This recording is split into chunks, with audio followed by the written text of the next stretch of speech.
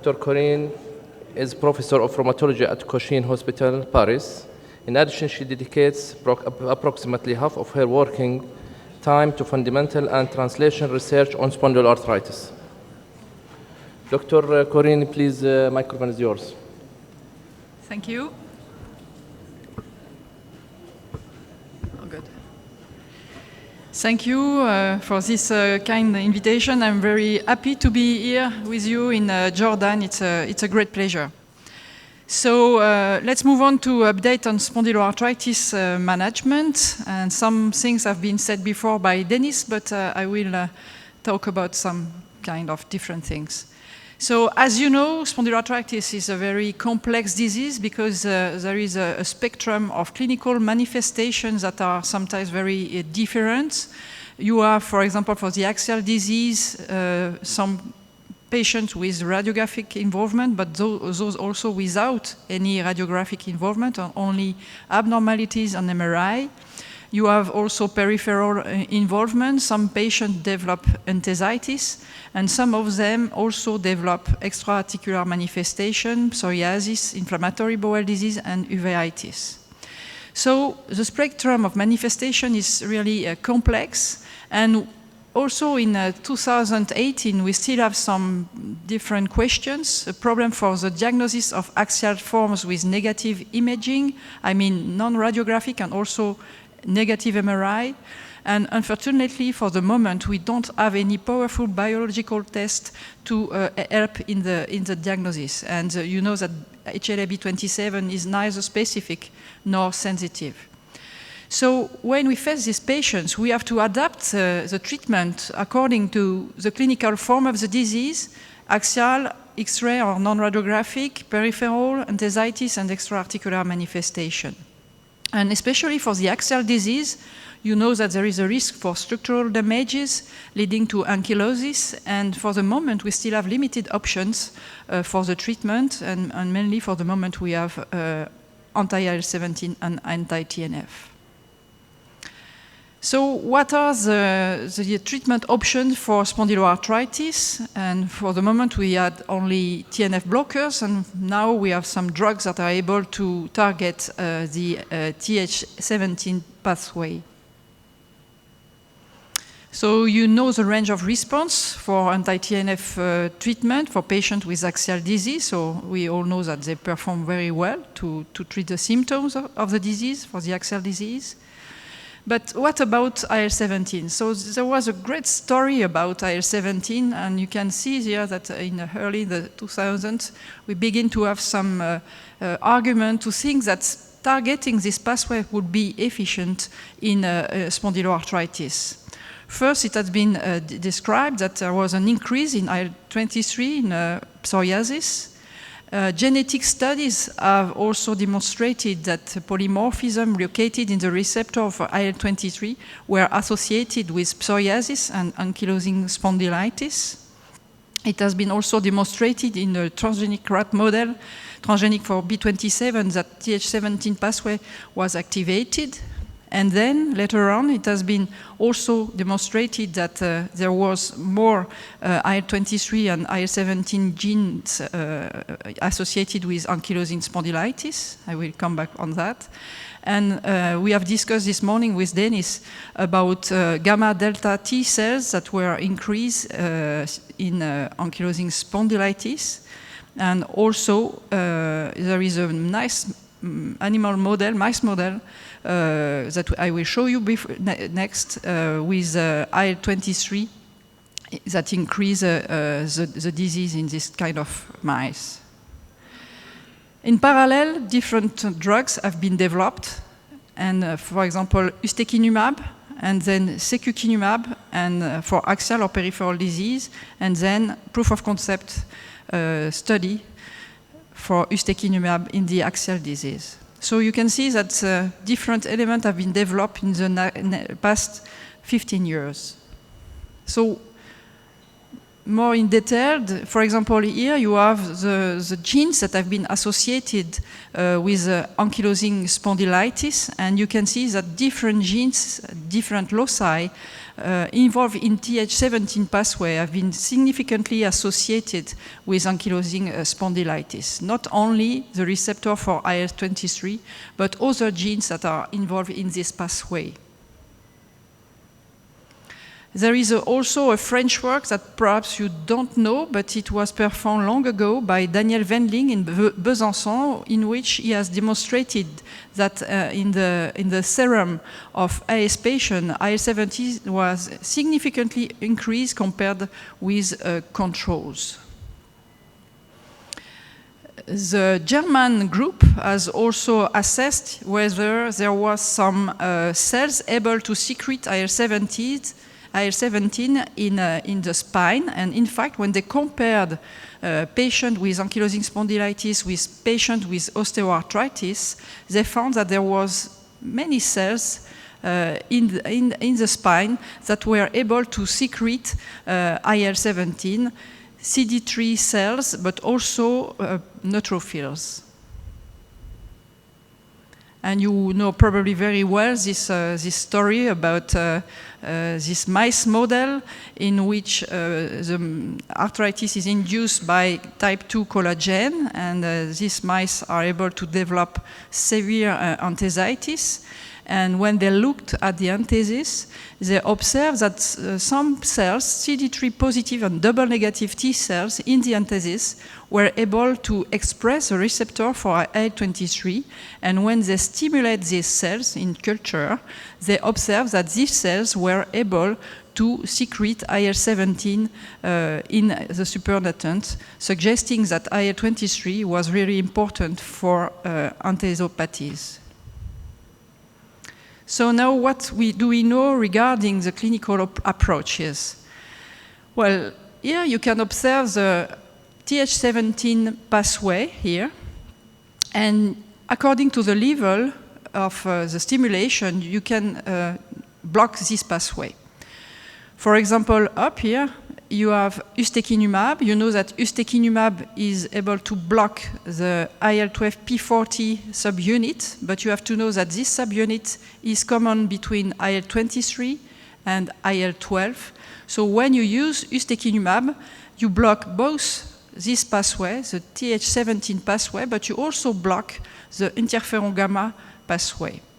Then you can also use these drugs, guselkumab, risankizumab, that are very specific to IL-23 because they block the IL-23 P19 subunit.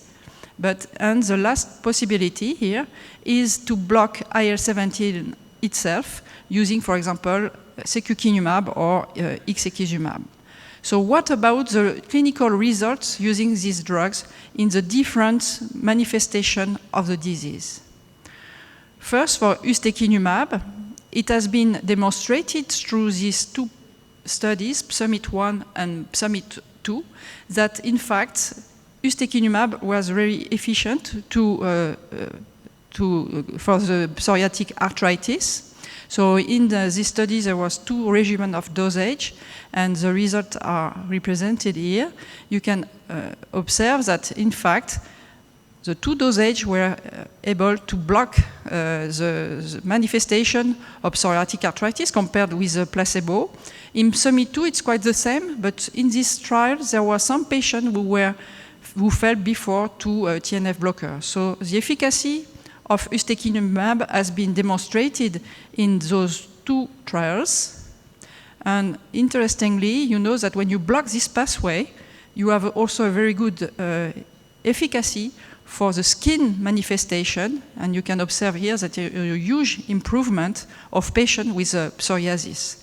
Here you have also reported the ACR50 and the ACR70, and also demonstrating a good efficacy.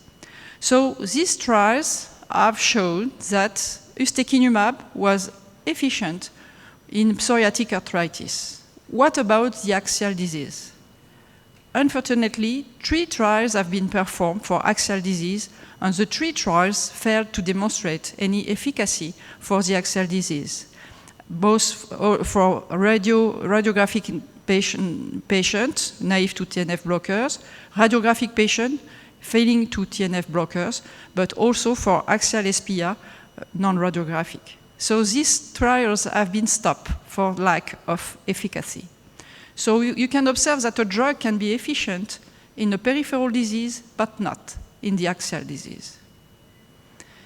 Then, if we focus on drugs that are able to block IL-23 specifically, for example, guselkumab and risankizumab, I will show you the result for risankizumab. Here is the phase 2 trials that have been presented recently using 4 different dosage of risankizumab versus placebo. Here we are looking at psoriatic arthritis patients. The inclusion criteria are very common. Patient with active disease responding to Caspar criteria. They can be included if they failed to only one TNF blocker before. And the results are represented here. You can observe that most of the dosage are significantly efficient compared with placebo. And you can also observe here that the effect on the skin disease, on psoriasis, is very good.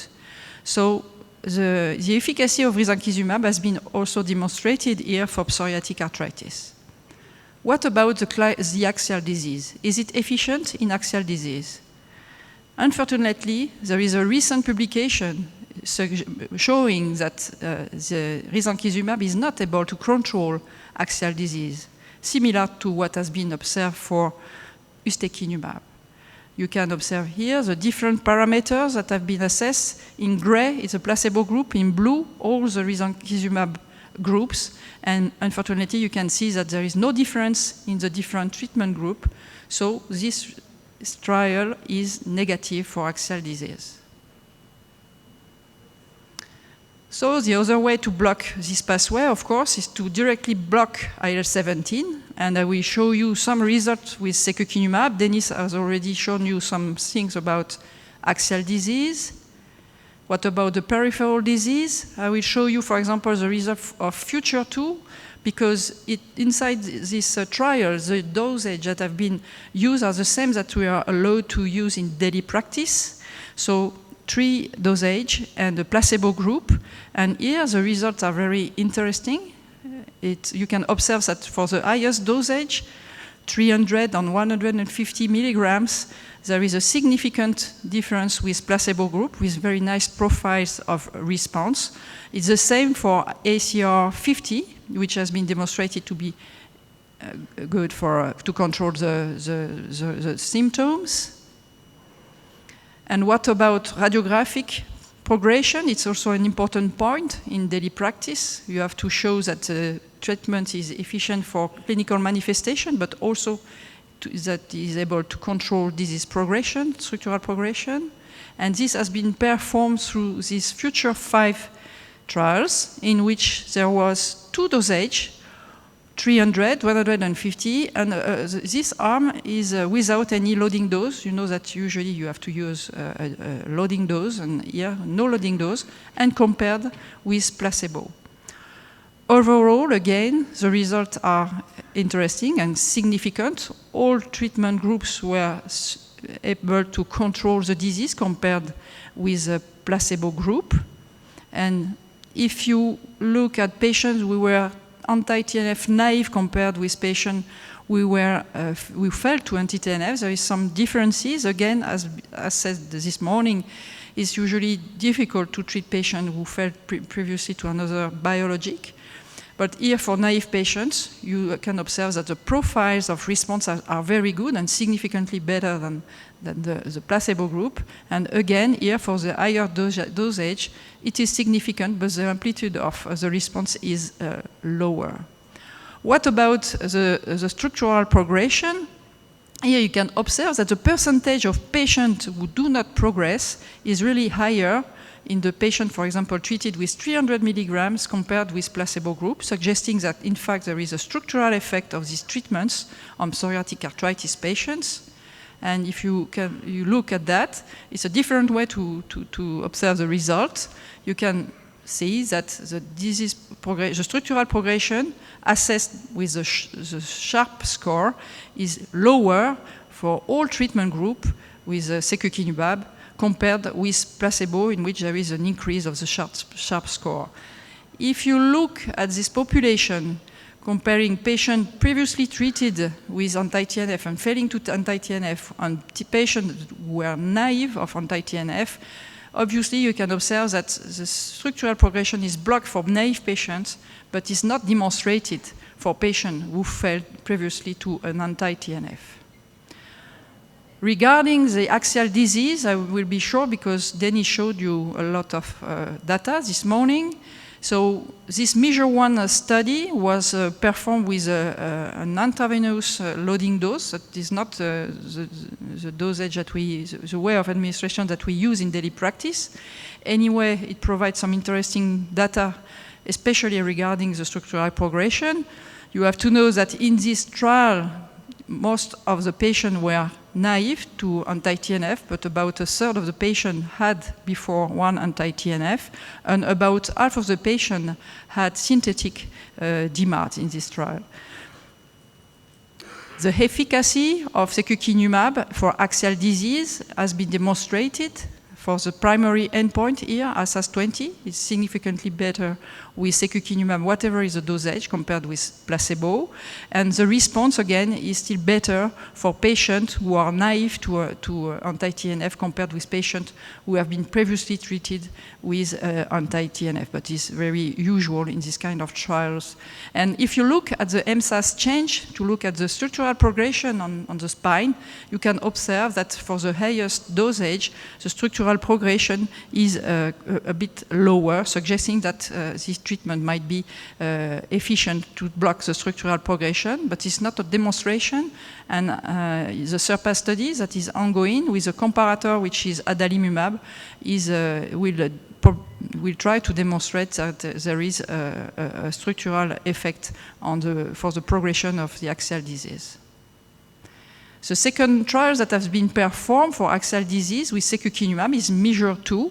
Here we have the same way of administration that we use in daily practice, I mean subcutaneous, with a loading dose. And the characteristic of the patient included in this trial are very usual. Patient with axial disease, New York criteria, and BASDAI higher than 4. The characteristics of these patients were also very usual, with about 60% of the patients that were naive to TNF blockers, a lower use of synthetic DMARDs because it's an axial disease. And in this trial, it has been demonstrated that secukinumab was efficient and significantly better than the placebo to control the symptoms in the ASAS20 parameter, for example. And the range of response was lower, again, for patients who were previously treated with anti-TNF. So at the end, this pathway is really striking, because for axial disease, I've shown you that when you use drugs that block IL-23, either specifically or not, these drugs are not able to control the axial disease. When you use anti-IL-17, it is efficient to stop, to reduce the symptoms of the disease. This is for axial disease. But for peripheral disease, it's not the same, because I've shown you that ustekinumab, drugs, risankizumab, drugs that are blocking IL-23, and drugs that are blocking IL-17, are efficient to block the symptoms. So we have here a paradox that is really very difficult to understand. And what are the hypotheses for the moment to explain these differences in drug efficacy? Well, there was first a work recently published by Dominic Batten suggesting that it might be a time question. In this model, he used a transgenic rat, B27 transgenic rat, and he treats the rat with an anti-IL-23. And he observes that the drug was efficient when you use it at the beginning, at the very beginning of the disease, but not at stage that were it works only at early stages and not after. So it might be a time question. And the other hypothesis that have been proposed is the fact that, it has been said already by Denis this morning, that Th17 are cells that are very dependent on IL-23. But there are also other cells that are able to produce IL-17, but not depending on IL-23. We discussed about gamma delta cells, and we work at Pasteur Institute on neutrophils. We know that neutrophils are also cells that are able to produce IL-17 without any IL-23 stimulation. So it might be the fact that when you use this kind of drugs, you have no impact on cells that are able to produce IL-17 because they are not dependent on IL-23. So the residual secretion of IL-17 might explain the symptoms, at least on axial disease. And probably also a quantity. If you use IL-23 blockade, perhaps you are at the very beginning of the pathway, and perhaps there is a residual IL-17 secretion, especially for axial disease, that explains that the drugs that trigger IL-23 are not efficient in the axial disease. But these are only hypotheses, and we have to demonstrate that, and I think it will be the great challenge of the next years. So, in conclusion, I would say that there are new therapeutic approaches, but especially in psoriatic arthritis. And for the moment, for axial disease, we still have only anti-TNF and anti-IL-17. So, of course, secukinumab is the first alternative to anti-TNF for axial disease. And we still have to explain these discrepancies in responses according to the phenotype of the patient. And this is very important for our daily practice, because a patient entering the disease will not especially always be axial disease. He can have peripheral arthritis, he can have extra-articular manifestation. And obviously, for the moment, we have few drugs that are able to cover the whole range of manifestations observed in spondyloarthritis. I thank you for your attention. Thank you very much, Dr. Corinne, for your very nice and comprehensive talk. We have a couple of minutes for questions.